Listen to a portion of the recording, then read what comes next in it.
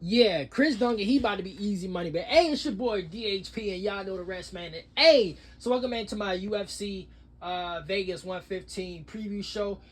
Tell you the truth, there's going to be another quick one because there's a lot of prospects on this card that I'm not familiar with. So, as always, I like to throw out this disclaimer. If I haven't seen them already, this is this is gonna be my first time, and I'm actually taking notes on this shit. So next time around, I can come back with better analysis. But yeah, it's one of the. As always, I always say on paper it really don't look all that good. It really don't look appealing to the casuals and shit like that. But these be the cars that be producing the best bangers because these niggas they just want to go out there and showcase their best talent. They best shit, right? So on paper it don't look appealing, but I guarantee you on the review show we probably gonna be saying like this is one of the best fight night cars of the year. But yeah, Henito Moicano, I'm gonna go over the main card and we're gonna talk about some of the fights that I know of. And by the way, Tommy Mcmillen, hey, you heard it here first. I'm telling y'all right now, Tommy McMillan, excuse me, he has the potential to have that Sugar Sean effect. Like just his demeanor, his what the kids say today, aura, and all this other shit, and even the way he fight, like his style. I'm telling you, do not be surprised. And this nigga featherweight too. Do not be surprised. And y'all know we've been going 3 weeks strong with the featherweights, bruh. 3 weeks strong with the featherweights. Don't be surprised if like give it like another year and a half or 2 years if he keeps winning. He's gonna have that Sugar Sean effect, bro. The fans, the his personality. I'm telling you, he has that Sugar Sean esque in him. Tell you the truth, he could be featherweight's version of Sugar Sean O'Malley. But I'm gonna go over the main card and we're gonna talk about Henito Moicano, Chris Duncan. So we got main event. Henito Moicano, Chris Duncan. Co-main event, Venora Genova and Tabitha Ritchie. Third fight is Abdul Rockman and Rockman Yakinev versus Brenton Ribeiro. Then we got the fourth fight, Ethan Ewan and Rafael Estevam. Then we got the fifth fight, my boy Tommy McMillan versus Minato Zucchini. And then the opening fight is Jose Delano and Robert Racula. But on to the main topic at hand with Henito Moicano and Chris Duncan. Chris Duncan is one of these fighters that you gravitate. Let me backtrack. Chris Duncan is a personification of an unranked fighter that we love watching fight and that we gravitate towards because of his style. Now, in the big grand scheme of things, Chris Duncan he's not championship material, nor is he top 10 material. So when you think about Chris Duncan going into this fight with Henito Moicano, I know the past couple cards I've been like ice cold with the main event predictions, but dog, if Henito Moicano don't beat Chris Duncan this week, then I don't know what the fuck, bro. I must not know anything about MMA at all. And it's crazy because last year, other than like the Alex Pereira beating Megami Unkalev in the rematch, last year I was pretty much on fire with shit, bro. 2025, I was on fire like early in the year, towards like halfway in middle of the year, and towards the end of the year, I was kind of like, I was like on and off. But early in the year, I was on fire. This year, starting off this year, bro. Man, these past couple weeks, I'm like, other than Kevin Vajallos, I think I've been ice cold from the field, bro. But this fight, I mean, it's pretty much self-explanatory because it's really the definition of when we say there's levels to this shit. Because Chris Duncan, yes, he got some power. Yes, he can strike, especially if you box on the inside. If you want to exchange on the inside with him, he's going to potentially put your lights out. So he can strike, but Henito, not only can Henito strike, but his grappling too. Chris Duncan have a hard time defending takedowns and shit like that, and he has no jiu-jitsu. no BJJ. His bottom game is not that good. I mean, I don't see how. And again, I hope this shit becomes true because the past couple predictions haven't been good. But I don't see how Chris Duncan can win this fight. If the fight, unless Chris Duncan catch him on the inside or even just a pullback counter, I don't see how Mcmillen can lose this fight. And more than likely, I'm hoping even if shit shit do get a little dangerous standing up, hopefully he won't be prideful enough like Macy Barber was and actually try to take the fight to the ground, but Chris Duncan should be easy money, bro. Easy money. Piggyback off the video I made yesterday with now is the time when I did the Moicano. It is the time, bro.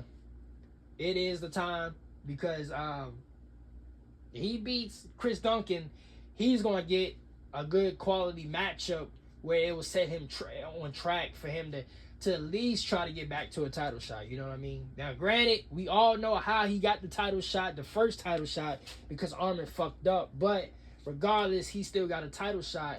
So, with that being said, he beats Chris Duncan, and then he go in, and now once he beats Chris Duncan, he get a quality opponent that will set him on track to get another title shot. But yeah, this is easy money, bro. This is so easy money. I mean, tell you the truth, if Chris Duncan was to beat Renato Moicano, it would be the biggest upset of the year so far.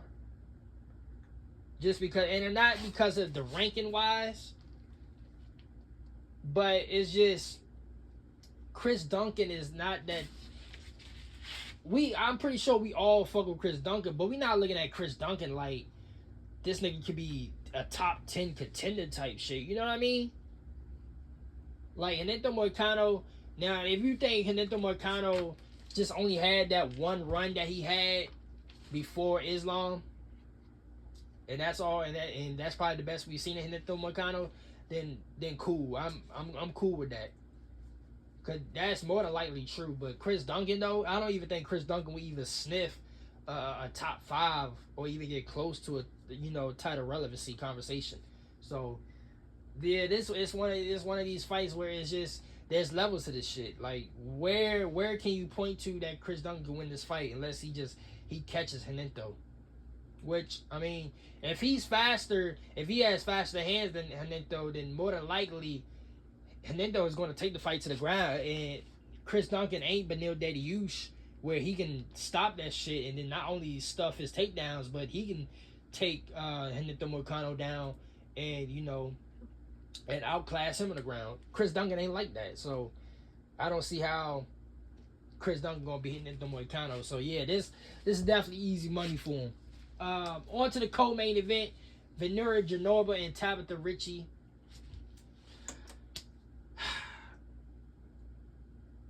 This is also a fight where you can say there's levels to this shit. Because Ventura, even though I was a little bit, I can't even say disappointed because Mackenzie Dern showed so much growth that I've been looking for that I was not surprised that Mackenzie ended up shutting down Ventura Genova. Ventura Genova is legit like top. If you name everybody at strawweight, she hands down is the 4th best. I wouldn't. Is it possible you can say 4th best? Because you got Mackenzie Dern, Tatiana Suarez, Weili Zhang is back in the picture, so automatically you gotta put Weili Zhang as number 1. So Weili, Mackenzie Dern, Tatiana Suarez, and then Ventura, and then you got the rest of the field. Like. But tell you the truth, you can flip a coin between Tatiana and Ventura Genova. Genova is really, really skillful, bro. She is really, really skillful. If you really haven't paid attention to Mackenzie Dern's growth, then you probably be surprised how Mackenzie Dern beat Ventura. But Yeah, Tabitha Ritchie, she's decent, but again, there go picking back off the the main event with Chris Duncan and Anita McConnell. There's really levels to this shit. Honestly, tell you the truth, this fight card, even though I'm excited for the prospects, because I really like you got Jose Delano and you got Robert Racula. I really don't know them too much. Ethan Ewing,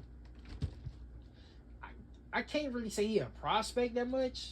I have heard his name before, but I haven't seen him fight. So I probably have seen him fight, but I just haven't paid attention to it.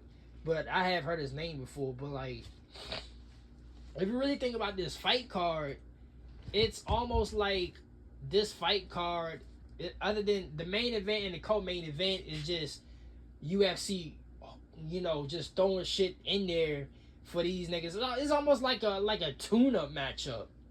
Like, even though Venera Janorba and Tabitha Ritchie, that's a matchup where you could potentially set that up as whoever the winner is can fight, let's say, Tatiana Suarez for like a title eliminator fight, because it's more than likely it's going to be Weili Zhang and Mackenzie Dern as the next strawweight title fight. So the winner of this fight between Janorba and Tabitha Ritchie more than likely going to face Tatiana Suarez for title eliminator. But it seems like this is just tune-up fights for these niggas. You know what I mean? If that makes sense.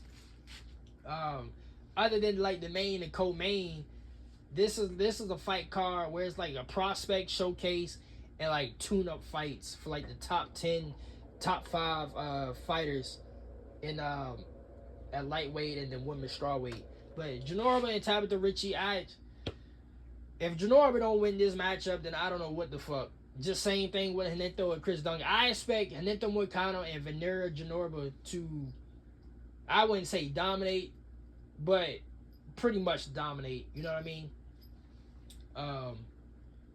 But yeah, on to the last Tommy Mcmillen. Now, I don't know too much of his opponent, Manelo Zucchini, but I'm pretty sure they kind of lined him up just for a Tommy Mcmillen showcase. Tommy, I'm telling you, bro. Tommy, if y'all haven't seen the Dana White Contender Series, which I did reviews on my other platform with the Dana White Contender Series. I might take the reviews to the YouTube platform. I